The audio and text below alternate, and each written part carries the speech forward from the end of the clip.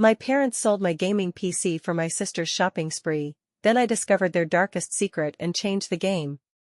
Hey Reddit, I've been holding this in for a while, and it still makes my blood boil every time I think about it. I never thought my own family could betray me in such a personal and cruel way. What happened not only destroyed my trust in them, but it also pushed me to make a decision I never thought I'd have to make. Before I get into the details, let me give you some background. I grew up in a pretty average household, or at least, that's what I used to think. My parents were strict, focused on making sure I did well in school and followed the right path.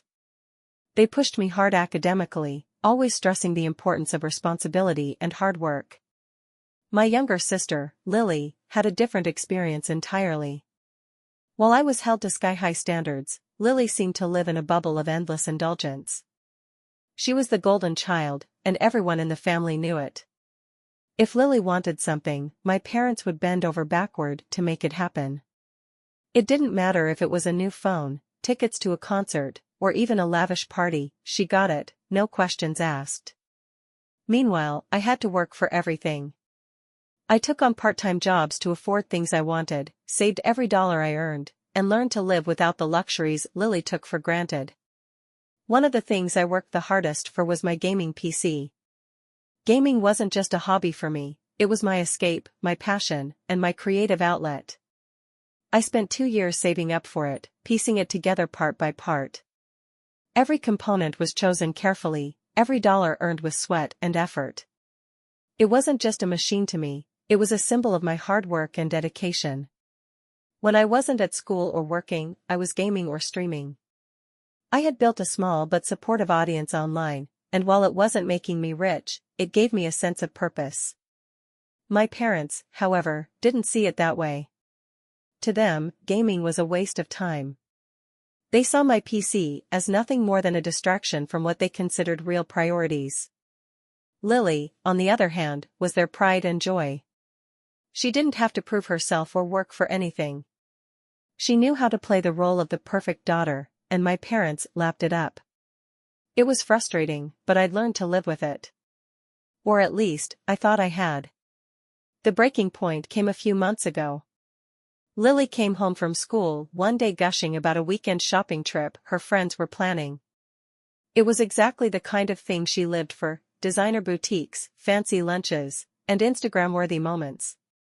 But there was a problem: my parents told her they couldn't afford it. For the first time, Lily wasn't getting what she wanted, and she didn't handle it well. She threw a tantrum that could have been pulled straight out of a soap opera. At the time, I didn't think much of it. I was busy streaming and preparing for a small gaming tournament that I'd been looking forward to for weeks. I figured my parents would find a way to calm Lily down, maybe compromise with her. But I had no idea they were planning something that would shatter any remaining trust one had in them. One day, I came home from school to find my gaming setup gone. The desk was empty, the cables that once connected everything were tossed carelessly in a pile, and the space that had been my sanctuary was barren.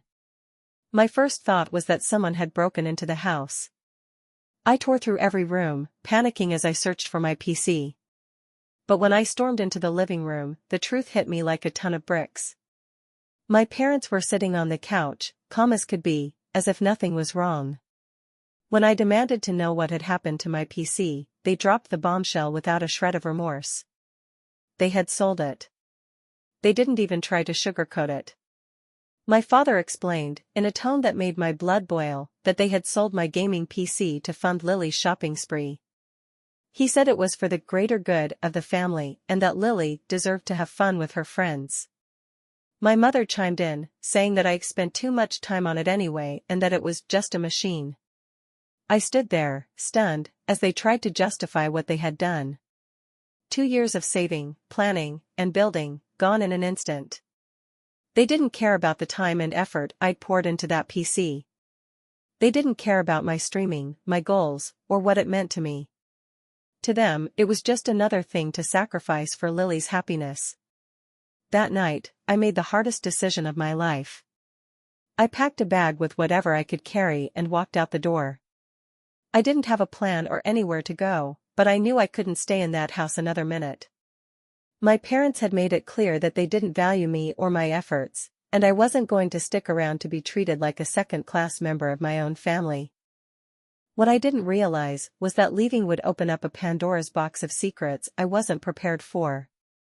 As I pieced my life back together, I started uncovering things about my family, things that made their betrayal even more devastating.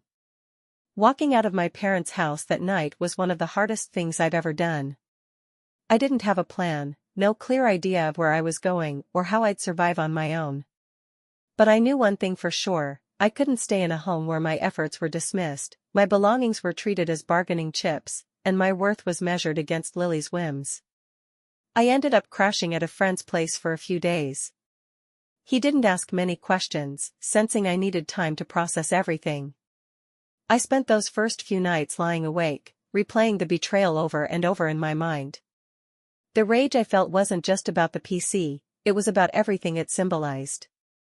Years of being overlooked, sacrificed, and treated like I didn't matter. But as the days passed, that anger turned into something else. Determination. I realized that if my family didn't value me, I'd have to start valuing myself. I couldn't undo what they'd done, but I could take control of what happened next. I began searching for a job that would give me enough stability to get back on my feet. It wasn't easy, but I eventually found a position at a tech repair shop. It wasn't glamorous, but it was a start, and it gave me a chance to work with computers, something I loved. As I started rebuilding my life, I began to notice cracks in the perfect family image my parents had always tried to project. The first sign came from Lily herself. A few weeks after I moved out, I started hearing rumors. Friends and acquaintances who still kept in touch with my family mentioned that Lily's shopping spree hadn't gone as smoothly as my parents had hoped. Apparently, she had maxed out the family credit card during the trip, blowing through way more money than my parents had anticipated. The trip had put a significant strain on their finances, and for the first time, they couldn't just sweep it under the rug. Then came the second revelation. One evening, while I was scrolling through social media, I stumbled across a post that made my stomach drop. It was a photo of Lily and her friends on their shopping trip, posing in front of a designer store with bags in hand. The caption read, "Big thanks to my amazing parents for making this happen." But that wasn't what caught my attention. In the background of the photo, partially obscured by a shadow, was a gaming PC. My gaming PC. It was sitting in the back seat of someone's car, barely visible through the open trunk. My heart sank as I realized what had happened. They hadn't just sold my PC to fund Lily's trip, they had given it to one of her friends as a gift. The betrayal cut even deeper. My parents had lied to me, made excuses about needing the money, and then turned around and handed my hard work to someone who probably didn't even understand its value. It wasn't just disrespectful, it was cruel. Fueled by a mix of anger and curiosity, I decided to dig deeper. I reached out to a few mutual friends who knew Lily's crowd, asking if they had heard anything about my PC. At first, I hit dead ends, but eventually, someone slipped up. One of Lily's friends let it slip that the PC had been traded for something else, a high-end handbag Lily had been eyeing for months. My sister had bartered away 2 years of my hard work for a purse. The more I learned, the angrier I became. But what struck me the most was how easily my parents had gone along with it. They hadn't just condoned her actions, they had enabled them. I decided it was time to confront them. I showed up at their house unannounced one evening, determined to get answers. When my father opened the door, his face darkened. It was clear he wasn't expecting me, and the tension in the air was palpable. My mother appeared behind him, her expression a mix of guilt and defensiveness. I laid everything out, the photo, the rumors, and the truth about how my PC had been traded away for a handbag. I expected apologies, maybe even an attempt to make things right. But instead, I was met with excuses. My father said I was being overdramatic, insisting that the PC wasn't as important as I was making it out to be. My mother claimed they were just trying to keep the peace and that I should let it go for the sake of the family. Let it go. That phrase stuck with me as I walked out of the house for the second time, this time knowing I wouldn't be coming back. It was clear they weren't going to change. To them, Lily's happiness was worth more than my trust, my effort, or my dreams. But the story didn't end there. Over the next few weeks, I started to notice a shift. My parents began reaching out more often, not to apologize, but to ask for help. The financial strain from Lily's trip had worsened, and now they were struggling to keep up with bills. My father hinted that they might need a loan, while my mother subtly suggested that I should come home to help out with expenses. I ignored their calls. For the first time in my life, I put myself first. As I focused on rebuilding, I started saving for a new gaming setup. It wasn't easy, but every dollar I earned felt like a small victory. I knew it would take time, but I was determined to create something even better than before. But just as I began to find my footing, a new piece of information surfaced, one that would completely change how I viewed my family forever. Ignoring my parents' calls felt empowering at first, but the nagging questions kept me awake at night. Why were they suddenly so desperate to reach me? They had made it clear when I left that my feelings didn't matter, so what had changed? I couldn't ignore the suspicion that there was more to their financial struggles than Lily's shopping spree. I tried to focus on rebuilding my life. Work at the tech repair shop kept me busy, and I started saving for a new gaming setup, piece by piece. But every time I thought about my parents, that sense of betrayal came rushing back. It wasn't just about my PC, it was about the years of being overlooked and dismissed, the sacrifices I made while Lily got everything handed to her. One night, after another call from my parents went unanswered, I decided to dig deeper. Out of curiosity, I searched online marketplaces and auction sites for high-end electronics. At first, I was just looking to vent my frustration, imagining someone else profiting from what I'd worked so hard to build. But then I saw it. It was unmistakable, my gaming PC. The photo was grainy, but I recognized the case immediately. The custom decals I had painstakingly applied, the unique color scheme, even the scratch on the side panel from when I first set it up, it was all there. My heart sank as I stared at the listing, a lump forming in my throat. Someone was selling the PC I had spent 2 years building. I clicked on the seller's profile, hoping to find some clue about who they were. The username was generic, and there were no personal details, but the location matched my hometown. As I scrolled through the seller's past listings, I started to see a pattern. High-end electronics, designer handbags, expensive jewelry, items that seemed suspiciously out of place for an individual seller. The reviews told an even more troubling story. Several buyers mentioned that the items seemed too good to be true or likely acquired under questionable circumstances. It didn't take long to piece things together. My parents hadn't just sold my PC to fund Lily's shopping spree, they were liquidating anything of value they could get their hands on. The realization hit me like a punch to the gut. My parents had been quietly selling off belongings, both theirs and others, to cover up a financial mess they had kept hidden for who knows how long. And my PC? It wasn't just collateral damage. It was part of a much larger scheme. Fueled by a mix of anger and curiosity, I dug deeper into their online activity. I tracked the seller's profile across multiple platforms, finding more listings that matched items I recognized from our home. But then things took a darker turn. Among the listings were items that didn't belong to my family, things I'd never seen before. Watches, handbags, electronics, all high-end and far too expensive to have come from our modest home.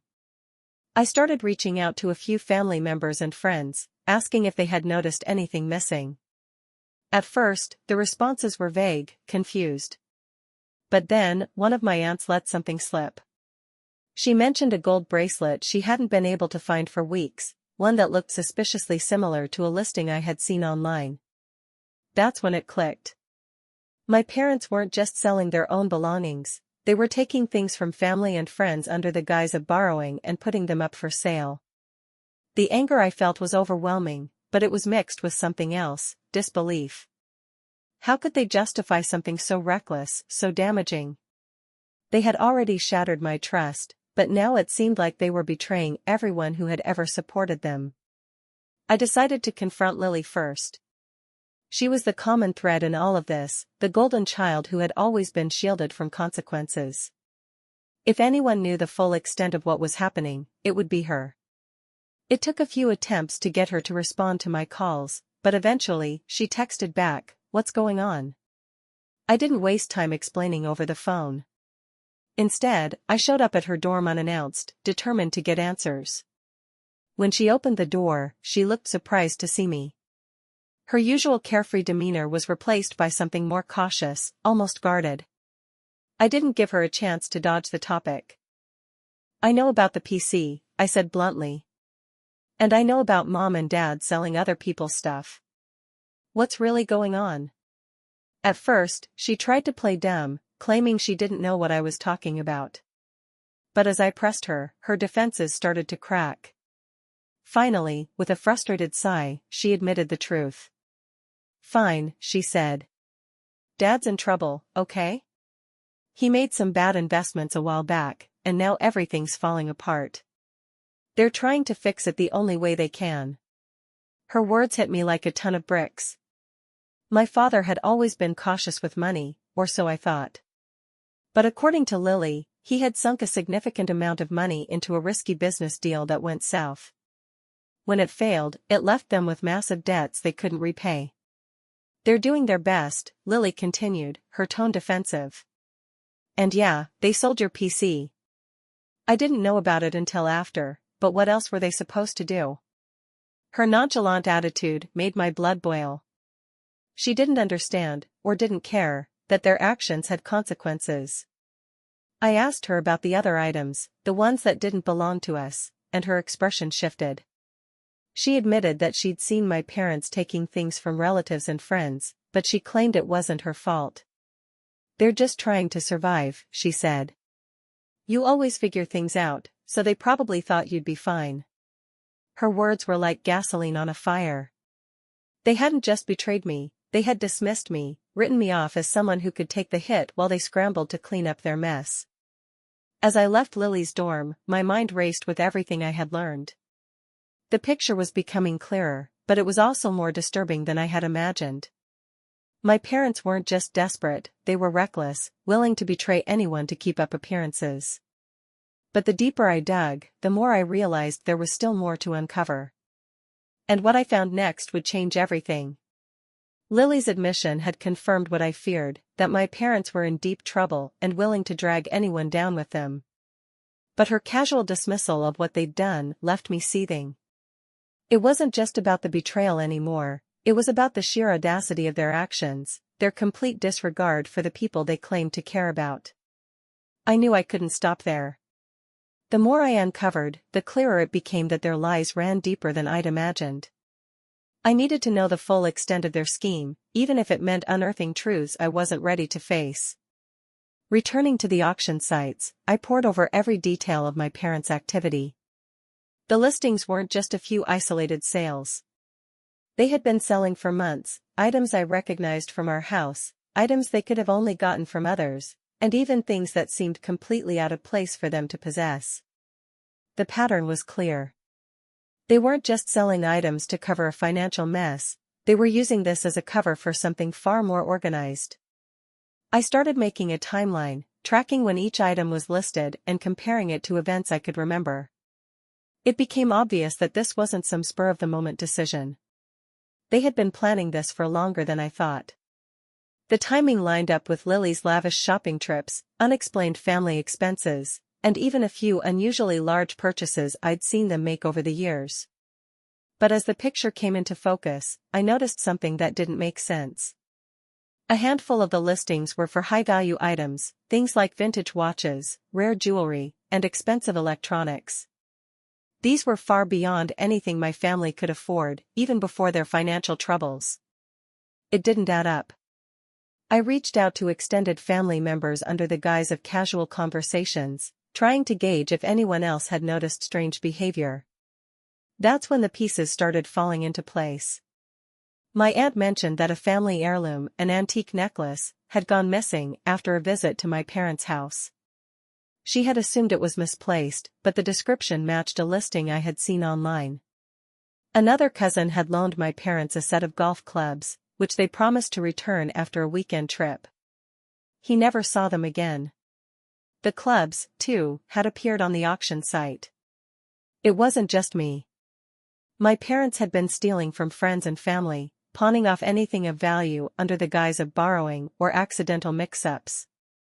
And they had been doing it for years. I felt a mix of rage and disbelief. These were the same people who had preached about responsibility and hard work, who had scolded me for spending too much time gaming instead of focusing on real goals. Yet here they were, running what could only be described as a small-scale theft operation. The scope of their deception was staggering, but it wasn't until I stumbled upon a bank statement that I realized just how bad things had gotten. One of my friends, a tech-savvy coworker at the repair shop, offered to help me dig deeper. He wasn't thrilled about the ethics of it, but he understood my desperation. Together, we managed to trace some of the funds from the auction site back to my parents' account. What we found left me speechless. The money wasn't just going toward debt repayment. Large sums were being funneled into what looked like gambling sites, questionable business ventures, and even offshore accounts. My father wasn't just a poor decision-maker, he was reckless, gambling away what little they had left in an attempt to dig out of the hole he had created. The more I uncovered, the more it felt like my parents had turned their lives into a house of cards, held together by lies, theft, and a desperate hope that no one would notice. But people were starting to notice. Rumors were spreading among extended family, and the missing items were becoming too frequent to ignore. Despite their crumbling facade, my parents still hadn't reached out to apologize or explain themselves. Their calls were sporadic and vague, filled with hints about needing help or wanting to talk things out, but never addressing the core issue. It was clear they were still trying to control the narrative, to keep their lies intact for as long as possible. The breaking point came when I received an anonymous tip. It was an email sent to my personal account, with no name or identifying information. The message was short but damning. Check the storage unit. You'll find everything you need. Attached to the email was an address and a unit number at a storage facility on the other side of town. I didn't know who had sent it, but something about the message felt urgent, like someone was trying to help me finally uncover the truth. When I arrived at the storage facility, the manager was hesitant to let me in. But after showing him proof of my connection to my parents, he reluctantly opened the unit. The sight that greeted me was overwhelming. The unit was packed floor to ceiling with boxes, bags, and furniture. A jumbled mess of stolen items, unsold auction pieces, and random belongings that didn't belong to my parents. There were family heirlooms I recognized, electronics that matched missing items from other people's homes, and even a few things that had clearly been taken from close friends. It was a hoarder's den of lies, a physical manifestation of their years of deception. Standing there, staring at the mess, I felt a mix of emotions I couldn't fully process: anger, sadness, disbelief, and even a sense of closure. This wasn't just about the gaming PC anymore. This was about years of betrayal, years of prioritizing appearances and indulgence over honesty and integrity. But one thing was clear: their secrets were out, and there was no hiding anymore. Standing in the storage unit felt like standing in the ruins of a life I thought I understood. The sheer amount of stolen items, piled haphazardly in boxes and bags, was overwhelming. I recognized pieces from my own home, my old gaming chair, a set of tools my father used to keep in the garage, and even a few framed pictures I hadn't noticed were missing. But worse than that were the other items, the ones I didn't recognize: an antique necklace I'd seen my aunt wear at family gatherings, an expensive watch my cousin had mentioned losing, and countless other things that clearly belonged to others. The truth was undeniable now. This wasn't just about my parents being desperate or making mistakes. It was calculated, methodical, and far-reaching. They had built their lives on a foundation of lies and theft, all to keep up appearances and hide the extent of their financial ruin. I spent hours in the storage unit, taking photos of everything. I didn't trust them to come clean, and I didn't trust that they wouldn't try to cover their tracks if they found out I'd been there. This wasn't just about confronting them anymore. This was about protecting the people they had hurt, and making sure they couldn't continue. When I finally left, I wasn't just angry. I was resolute. Driving to my parents' house, I thought about how to approach the confrontation. Part of me wanted to storm in, throw the photos in their faces, and demand answers. But another part of me, the part that had grown tired of their excuses and manipulation, wanted to take a different approach. This time, I wouldn't let them twist the narrative or try to play the victims. This time, I would be the one in control. When I arrived, I found them sitting in the living room, as if they were waiting for me. My mother looked up with a mix of hope and apprehension, while my father barely glanced in my direction. The tension in the room was palpable, but I didn't give them a chance to speak. I dropped the stack of photos onto the coffee table, letting the images speak for themselves. At first, there was silence. My mother hesitated before reaching for the pictures, her hands trembling as she flipped through them. My father leaned forward, his expression darkening as he realized what he was looking at. They didn't need to ask where the photos came from. The storage unit was unmistakable. My mother was the first to break the silence, her voice barely above a whisper. She tried to explain, to justify their actions, but her words were hollow. She talked about how hard things had been, how they had tried to protect the family, how they thought they could fix it before anyone found out. But every word felt like a slap in the face. My father's response was colder. He didn't bother denying what they had done, but he refused to take responsibility. He said it was necessary, that they had no other options, that sacrifices had to be made. The way he said it, as if my PC, my trust, and the belongings of our extended family were just pawns in their game, made my stomach turn. As they spoke, I realized something that made my anger burn even hotter. They weren't sorry. They were scared. Scared that they had been caught, that their carefully constructed facade was finally crumbling. I didn't raise my voice. I didn't give them the satisfaction of seeing me lose control. Instead, I laid out everything I knew, the auction site, the missing items, the gambling debts, and the storage unit. I told them I had returned some of the stolen items to the rightful owners and that the rest would be going to the authorities. The look on my father's face when I mentioned the authorities was almost satisfying. For the first time, he looked genuinely panicked. My mother started to cry, pleading with me not to take things that far, but I had made up my mind. This wasn't about revenge. This was about accountability. Leaving the house that day felt like closing a chapter one should have ended years ago. But the fallout was far from over. In the days that followed, the full scope of my parents' actions began to unravel. Family members who had been missing items started coming forward, connecting the dots and realizing that the common denominator was my parents. The perfect family image they had worked so hard to maintain was shattered, replaced by whispers of betrayal and deceit. The authorities got involved after I submitted the evidence I had collected, including the photos from the storage unit and records of the auction sales. My parents tried to deny everything at first, but the evidence was too damning. They were forced to admit their actions, and the consequences were swift. Their financial situation, already precarious, imploded. The house was repossessed, their savings wiped out, and the debts they had tried so hard to hide came crashing down on them. They had no choice but to leave town, cutting ties with the community they had betrayed.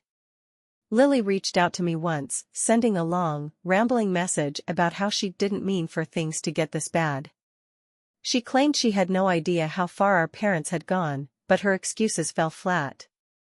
She had been complicit, benefiting from their lies, and dismissing my struggles without a second thought.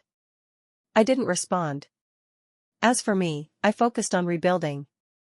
The tech repair job gave me stability, and I eventually saved enough to build a new gaming PC. It wasn't just about replacing what I had lost, it was about reclaiming my sense of control, proving to myself that I could thrive without their toxic influence. Looking back, I've come to terms with what happened. My parents' betrayal hurt deeply, but it also taught me the value of standing up for myself, of refusing to let others define my worth. Sometimes, the people who are supposed to protect you are the ones who hurt you the most. But their actions don't have to define your story. And mine is just beginning.